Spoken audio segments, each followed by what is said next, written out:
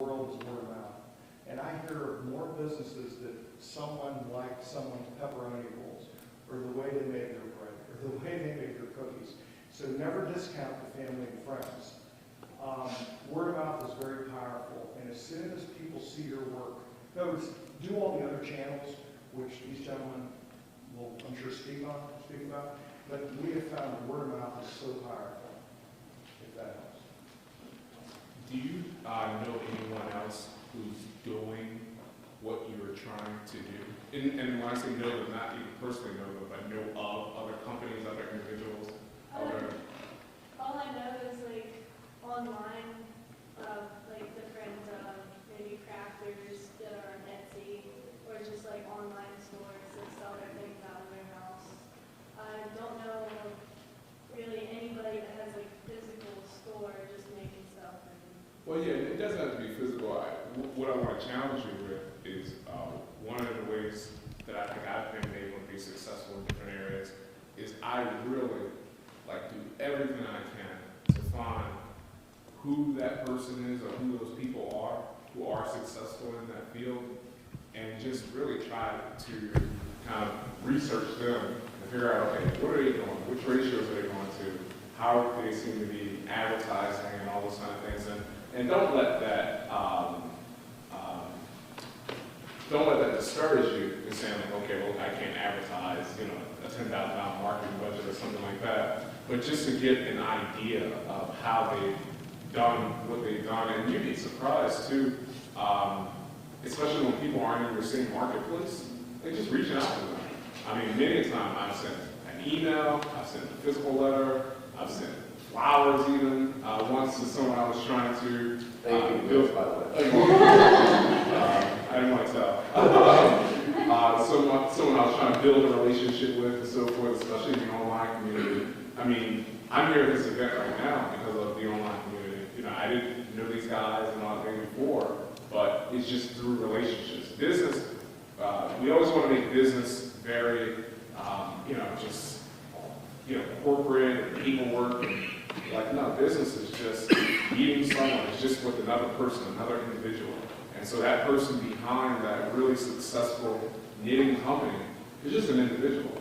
And, there's a way that you can first give value to them and, maybe figure out, some type of intern for them or somehow being of service to them, and then in turn seeing if, maybe it's something that they can do to help you.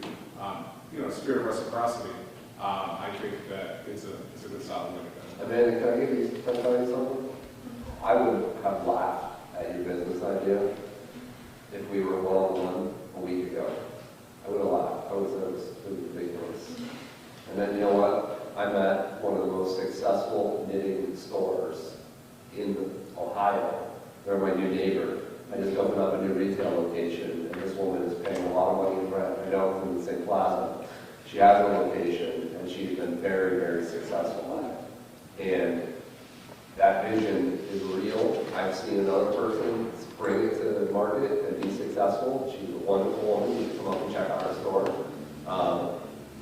As far as marketing, for anybody goes, if you guys are considering marketing, what I do and I've been very successful at is the target market. Who is your target audience? And then where are they? Right? So for example, if you know that you notice that all your knitters are over the age of 50 or under the age of 25, where are the people who are under the age of 25 or over the age of 50? Where do they all go? I had a company, a coffee company, and I started selling to churches, and it became incredibly successful because churches drink a lot of coffee. So I identified in my target market, a lot of them went to church. And so I was able to start talking to churches and start selling things. If you identify that the target knitters are this group, and then you know where those people are, it becomes much easier. Industry events, trade shows, a lot of times those aren't very expensive. Travel can be hard, but if you find them geographic, when you make a friend who's also going through social media, then you can share the cost to reduce it. You'll meet contacts throughout an industry if you go to trade shows and events, conferences. Like we was talking about, finding your target audience. If you find like specific, these people really like doing this at this place. You can always talk to those other businesses that have the same target market and hook up and do things and share your audiences because it's mutually beneficial experience for both people. That's one thing. Another thing to go back on what you were saying earlier is, I very much believe that if you are passionate about something and you become the best at it, like somebody will pay you to do it. The hard thing is just finding that person. And most people just think that if you're really good at something, those people are looking for you. And those people aren't looking for you because they don't know you exist and they don't realize that you can fulfill something they need. The hard part comes in if you have to really kind of like find your niche and figure out how to sell yourself. You being a graphic design major is really good because all graphic design marketing principles is based around figuring out how to sell something or to figure out how to advertise something. And that's what you have to do to yourself. Like you are your product, so you have to find out the best way to sell you. Whenever I first started doing illustration and had some success when I was still in school, I figured out I'm 22. I live in West Virginia, and I'm being published on Wired. So I use that as a way to exploit that, and tell the people that live in New York that think everything comes from New York, hey, I'm this really young kid out of West Virginia doing this work. And to go on what he was saying, the face-to-face is really important. I was able to start going to New York and meeting with people, and people that live in New York didn't meet those people. And now I build a lot of friendships with all the people I work for, and that's how I can, keep consistent business because I'm more than just an email. The online community is really good because it allows you to have markets in places you can't ever physically be, but you need to have some kind of physical presence at something that people can interact with you. Because really, when all business boils down to, a lot of times people are making decisions because they want to support you as a person, and the product is almost always secondary. So, and especially if you are your product, you really have to be able to sell yourself and kind of become that face of your company. People want to support you, and your product is just that way that they can support you. Are you a member of the Freers Knitting Guild? For $15 you can join. It's great for networking. Then I would also suggest you talk to the folks at the Free Rivers Arts Festival. As these gentlemen said, it's often who you know also. I happen to serve on that board, and I'd be happy to open this door to you. Man, I know what can happen right here, right now. Witness. All right, so good question. Go ahead and get your arm in the air. Give the person to the side next to you. High five, thumb it up. Go to the other side. All right. I love these niche questions. The cool thing about doing college events is that you have people who are already kind of doing their business and get these niches. But does anyone have a more generic question? I mean, who here anyone has a question that's maybe not as in-depth? Yes? I have narcolepsy, and I've kind of structured my business around that because I can't just work a regular 9 to 5. So what I'd like to know from the panel is what kind of hardships have you all gone through, and how did you overcome that? Great question. Great question. I met Stephen last night and am so compelled by his story. I ended up in a broken home as a young boy, and it was many years ago, and that wasn't very common. And I believe that it's almost like Winston Churchill said, paraphrase, never, ever, ever give up. I believe you've got to have almost blind ambition to seek out your goals, to absolutely not let anything get in your way. Now, what that means is there's a question there. What's the biggest piece of advice you've ever received? Get along with people, someone told me when I was 18. Get along with people. It's got to be more than that. Asked him a couple years later, my future father-in-law, what do I do to be successful? Get along with people. So guess what?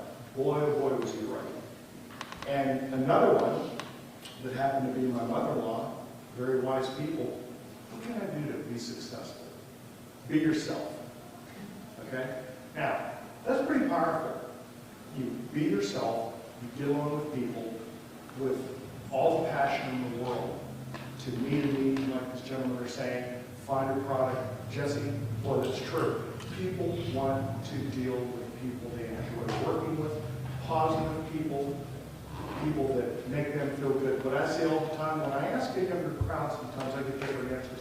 If you're having a conversation with someone one-on-one, who's the most important person in the world to that person? They are. Never forget it. Not you, not the person next to them. They are. Make them feel that way. I don't know, I haven't had, too many extreme hardships or anything like that, but I think hardships are very much kind of like mistakes. Like, people say mistakes. Like, I'm a personal believer that there are no mistakes as long as you learn from it. I think it's the same way. Like, any hardship you might have gone through has essentially made you the person that you are. I wouldn't consider it a hardship, but one of the things that came against me was wanting to work for the editorial industry in New York. Growing up living in West Virginia, it doesn't normally happen. You don't have the right contacts. But going on what Les was saying, you have to have a blind tenacity to want to succeed at what you're doing. Anytime people told me that it wasn't very possible for me to do what I wanted to do coming out of West Liv or anything like that, I almost I was angered by that. I wanted to prove them wrong that much more. I think it's the same way. It's like anything that's standing in your way, you almost have to view it as something that very much angers you. You want to prove it wrong by figuring out a way to overcome it. There's always a way to overcome something. It just depends on how much you really want to look into it. Like you're saying, you structure your workday around it. There's all sorts of things you can do, and that is it's one of the things that defines you as a person. And it might be something that leads you into doing whatever it is you're going to be doing, or the next step, because it is a part of you. So by looking at it and just kind of figuring out a way to make the best out of it, and going back to marketing, it becomes something about you. I hate to always use the word exploit, but it's really true. It becomes something about you that's very unique to who you are that not very many other people out there have. Bam. I saw a question here. Oh, Hugo, go ahead. Whenever you encounter a problem, it's always going to seem like there isn't really an answer, and you always have to look at the end result of what your main goal is of your entire company again, and see if you are still on that path. And many times the problems will make you reevaluate, is my idea good? And that is very essential. You always have to keep your main goal in check. And every little problem that you have on the way, sometimes they come in all at once. You have to see if it's a sign that you need to change your path and change your end result, or if you are on the right path. And this is just a minor speed bump, and in the long scheme of things, you can overcome it. And so just again, I am the prize, and whenever problems arise, roll with punches. Great question. I saw you had your hand raised as well. It was almost in line with his question, just some of the roadblocks that they endured. I can relate to what Steven said, because it was kind of a way by do-it-yourself programs. But I actually put my money into it, get in everything I can turn this place around and I want, because you see it on our show, and then it becomes a money pit. So, but Can I talk about a roadblock? Okay. I'm fortunate to be in a CEO group in my industry, and CEO group Vistage. Every city's got a number of Vistage groups, and I'll get to my roadblocks in a minute. But what I've seen is some of the toughest times are when there's a first or second or even third generation family business. Families are trying to work together, and it's not working because certain people are in their jobs they shouldn't have been in the first place. They're really not qualified for that. So that is a living nightmare. The next living nightmare is that not working with family was, over the years, being a nice and trusting person.